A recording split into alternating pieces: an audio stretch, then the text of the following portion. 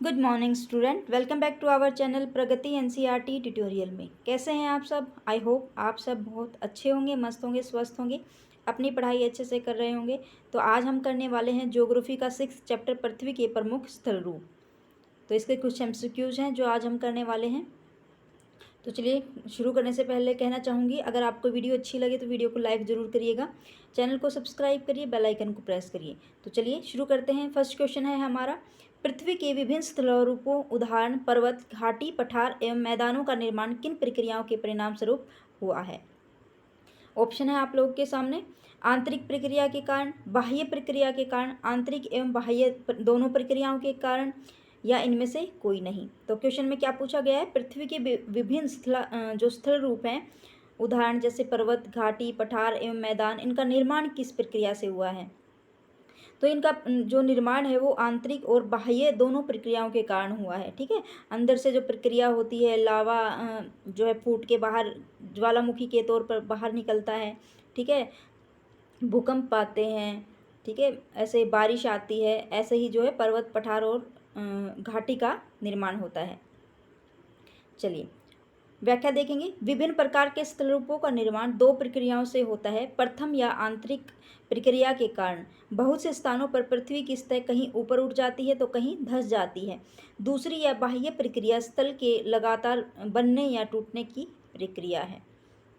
Next question है हमारा question second, नीचे दिए गए कथनों में से कौन से कथन सत्य हैं, ये आप लोग को बताना है। पृथ्वी की सतह के टूटकर घिस जाने को अपरदन कहते हैं। मतलब जो पृथ्वी टूट कर थोड़ा थोड़ा घिसकर गिरती है उसको अपरदन कहते हैं। पृथ्वी की नई सतहों के निर्माण की प्रक्रिया को निक्षेपण कहते हैं। केवल एक, केवल दो, एक और दो दोनों, न एक न ही दो। तो ऑप्शन सी हमारा राइट आंसर हो जाएगा।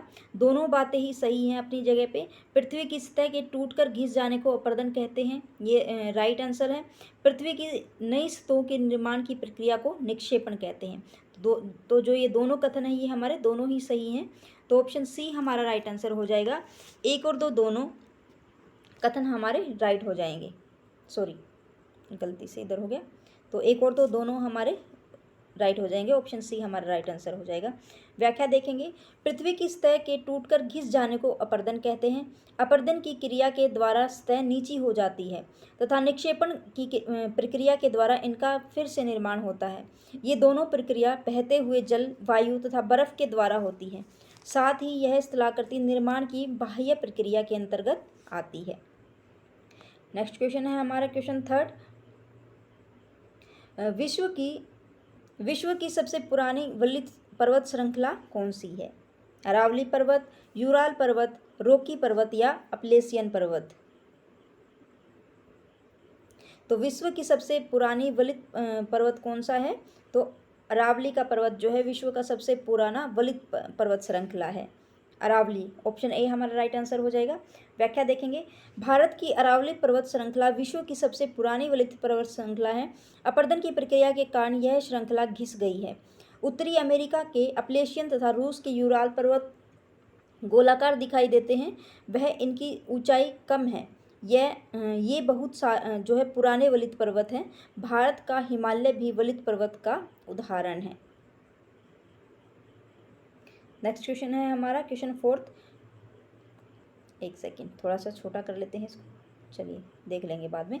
नीचे दिए गए कथनों पर विचार कीजिए। जिन पर्वतों पर हमेशा बर्फ जमी रहने वाली बर्फ की नदियाँ होती हैं इन्हें हिमानी कहते हैं। सेकंड है, पर्वतों के एक रेखाक्रम में व्यवस्थित होने की श्रृंखला को जो है श्रृंखला कहा जाता है। तो ऑप्शन है आप लोग के सामने, केवल एक, केवल दो, एक और दो दोनों, या इनमें से कोई नहीं। तो क्या कहा गया है? जिन पर्वतों पर हमेशा जमी रहने वाली बर्फ़ की नदियाँ होती हैं उन्हें हिमानी कहते हैं। तो ये बात ठीक है।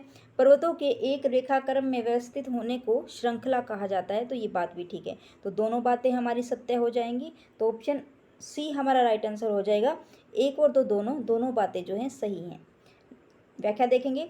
दोनों कथन सही है। कुछ पर्वतों पर हमेशा जमी रहने वाली बर्फ़ की नदियाँ होती हैं, उन्हें हिमानी कहा जाता है। कुछ ऐसे भी पर्वत हैं जो समुद्र के भीतर हैं, जिन्हें हम देख नहीं सकते। पर्वत एक रेखाक्रम में भी व्यवस्थित हो सकते हैं, जिसे श्रृंखला कहा जाता है, मतलब एक ही लाइन में होते हैं। ठीक है, जैसे ऐसे करके, तो ये एक श्रृंखला है। ठीक है, चलिए, बहुत से पर्वतीय तंत्र समानांतर श्रृंखलाओं के क्रम में होते हैं, जैसे हिमालय, आल्प्स तथा एंडीज पर्वत। क्वेश्चन 5 है, जिन पर्वतों की सतह उबड़ खाबड़ तथा शिखर शंक्वाकार होते हैं, ऐसे पर्वतों को क्या कहा जाता है? जिन पर्वतों की सतह उबड़ खाबड़ तथा शिखर शंक्वाकार होते हैं, ऐसे पर्वतों को क्या कहते हैं? तो ऐसे पर्वतों को वलित पर्वत कहा जाता है। और अरावली पर्वत और हिमालय भी एक वलित, जो ये हैं वलित पर्वत हैं। देखिए, जिन पर्वतों की सतह उबड़ खाबड़ तथा शिखर शंक्वाकार होते हैं, उन्हें वलित पर्वत कहते हैं। हिमालय तथा आल्प्स जो है वलित पर्वत के उदाहरण हैं। नीचे दिए गए युग्मों में से कौन सा जो है सुमेलित है? यूराल पर्वत ज्वालामुखी पर्वत या वासेज पर्वत भ्रंशत पर्वत है। माउंट किलिमंजारो ज्वालामुखी पर्वत है, ज्वालामुखी से बना हुआ। फ्यूजियामा पर्वत वलित पर्वत है। तो आप लोगों को बताना है। नीचे ऑप्शन दिया गया है, केवल 1 और 4, केवल 2 और 3, केवल 1 और 3, उपरोक्त सभी। तो एक बार देखेंगे।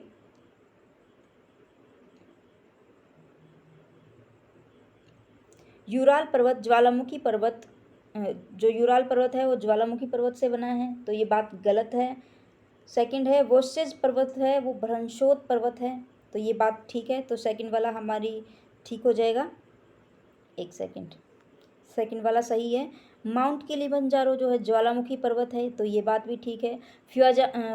फ्यूजियामा पर्वत वलित पर्वत है, तो ये बात गलत है। तो ऑप्शन जहाँ पे 2 और 3 है वहीं वो हमारा आंसर हो जाएगा। तो ऑप्शन बी हमारा आंसर राइट आंसर हो जाएगा, केवल 2 और 3। व्याख्या देख लेंगे। उत्तरी अमेरिका का अपलेशियन तथा रूस के यूराल पर्वत गोलाकार दिखाई देते हैं तथा उनकी ऊंचाई बहुत कम है। ये बहुत पुराने वलित पर्वत हैं। जब कोई बहुत बड़ा भाग टूट जाता है तथा ऊर्ध्वाधर रूप से विस्थापित हो जाता है, तब भ्रंशोत पर्वतों का निर्माण होता है। ऊपर उठे हुए खंड को उत्खंड तथा नीचे धंसे हुए खंडों को द्रोणिका भ्रंश या ग्रोबेन कहा जाता है। यूरोप की राइन घाटी तथा वोस्सेज पर्वत इसी तरह के पर्वत तंत्र के उदाहरण हैं। नीचे भी दिया गया है। अफ्रीका का माउंट किलिमंजारो तथा जापान का फ्यूजियामा पर्वत ज्वालामुखी पर्वत के उदाहरण हैं। ज्वालामुखी पर्वतों का निर्माण ज्वालामुखी प्रक्रियाओं के कारण होता है। नेक्स्ट क्वेश्चन है हमारा क्वेश्चन 7, मोनाकी पर्वत किस महासागर में अवस्थित है? अटलांटिक महासागर, प्रशांत महासागर, हिंद महासागर या दक्षिण महासागर? तो मोनाकी पर्वत किस महासागर में अवस्थित है? प्रशांत महासागर में। तो ऑप्शन बी हमारा राइट आंसर हो जाएगा। व्याख्या देखेंगे। प्रशांत महासागर में स्थित मोनाकी पर्वत हवाई द्वीप सागर की सतह के नीचे स्थित है। इसकी ऊंचाई 10,205 मीटर एवरेस्ट शिखर से भी अधिक है। ठीक है, नेक्स्ट क्वेश्चन है हमारा, विश्व का सबसे ऊंचा पठार कौन सा है? दक्कन का पठार, केन्या का पठार, युगांडा का पूर्वी पठार या तिब्बत का पठार? तो विश्व का सबसे ऊंचा पठार कौन सा है? तिब्बत का पठार। ऑप्शन डी हमारा राइट आंसर हो जाएगा। नेक्स्ट क्वेश्चन देखेंगे, इसकी व्याख्या देख लेंगे एक बार। तिब्बत का पठार विश्व का सबसे ऊंचा पठार है, जिसकी ऊंचाई समुद्र तल से 4,000 से 6,000 मीटर तक है। पठार उठी हुई एवं सपाट भूमि होती है। यह आसपास के क्षेत्रों से अधिक उठा हुआ होता है। पठारों की ऊंचाई प्राय 100 मीटर से लेकर कई हजार मीटर तक हो सकती है। पर्वतों की तरह पठार भी नए एवं पुराने हो सकते हैं। भारत में दक्कन का पठार सबसे पुराने पठारों में से एक है। 9th क्वेश्चन देखेंगे। नीचे दिए गए जलप्रपातों में पठारी क्षेत्रों के जलप्रपात को पहचानिए। हुंडरू जलप्रपात, जोंग प्रपात, शिव समुद्र जलप्रपात या धुआंधार जलप्रपात? ऑप्शन आप लोगों के सामने, केवल 1, केवल 2 और 3, केवल 1 और 2, केवल 3 और 4?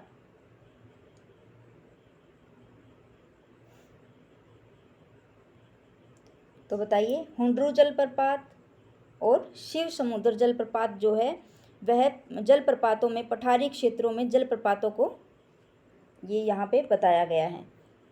तो 1 और 2 हमारा राइट आंसर हो जाएगा, हुंड्रू जलप्रपात और जोंग प्रपात। ठीक है, देखिए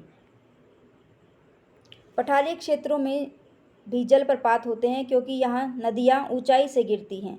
छोटा नागपुर पठार के स्वर्ण रेखा नदी पर स्थित हुंड्रू जलप्रपात तथा कर्नाटक में शरावती नदी पर स्थित जोंग प्रपात इस प्रकार के जलप्रपातों के उदाहरण हैं। जोंग प्रपात भारत का सबसे ऊंचा जलप्रपात है। शिव समुद्र जलप्रपात कर्नाटक राज्य में कावेरी नदी पर स्थित है तथा धुआंधार जलप्रपात मध्य प्रदेश में जबलपुर के निकट नर्मदा नदी पर स्थित है। नेक्स्ट क्वेश्चन है हमारा, मैदान के संदर्भ में नीचे दिए गए कथनों पर विचार कीजिए। फर्स्ट है, अधिकांश मैदान मुख्य नदियों तथा उसकी सहायक नदियों के कारण बने हुए हैं। मैदान विश्व में सबसे अधिक जनसंख्या वाले भाग होते हैं। केवल एक, केवल दो, 1 और 2 दोनों, न एक न ही 2। तो ऑप्शन सी हमारा राइट आंसर हो जाएंगे। दोनों ही जो बात है वो हमारी दोनों बात सही हैं। अधिकांश मैदान मुख्य नदियों तथा उसकी सहायक नदियों के कारण बने हुए हैं और मैदान विश्व में सबसे अधिक जनसंख्या वाले भाग हैं। क्यों है? जहाँ पे मैदान होते हैं वहाँ पे फसल अच्छी होगी, पानी की सुविधा अच्छी होगी। ठीक है, इसलिए वहाँ पे जो है उद्योग भी बनाए जाते हैं, तो वहाँ पे लोग ज़्यादा मिलते हैं, इसलिए वहाँ पे जनसंख्या ज़्यादा होती है। व्याख्या देख लेंगे। मैदान समतल भूमि के बहुत बड़े भाग होते हैं। सामान्यतः अधिकांश मैदान मुख्य नदियों तथा उसकी सहायक नदियों के कारण बने होते हैं। नदियाँ पर्वतों के ढालों पर नीचे की ओर बहती है तथा उन्हें अपरदित कर देती है। वे अपरदित पदार्थों को अपने साथ आगे की ओर ले जाते हैं। अपने साथ ढोए जाने वाले पदार्थों जैसे बालू तथा सिल्ट को वे घाटियों से निक्षेपित कर देती है। इन्हीं निक्षेपों से मैदान का निर्माण होता है। सामान्यतः मैदान अधिक उपजाऊ होते हैं तथा यहाँ आवास पर परिवहन के साधनों का निर्माण करना आसान होता है, इसलिए ये मैदान विश्व के सबसे अधिक जनसंख्या वाले भाग होते हैं। लास्ट क्वेश्चन है हमारा, यांगते नदी कहाँ बहती है? यांगते नदी कहाँ बहती है? तो यांगते नदी चीन में बहती है। तो ऑप्शन ए हमारा राइट आंसर हो जाएगा। तो चलिए स्टूडेंट, ये थे आज के कुछ क्वेश्चन। अगर आपको वीडियो अच्छी लगी तो वीडियो को लाइक ज़रूर करिएगा, चैनल को सब्सक्राइब करिए, बेल आइकन को प्रेस करिए। तो मिलते हैं हम अपनी नेक्स्ट वीडियो में। Thanks for watching.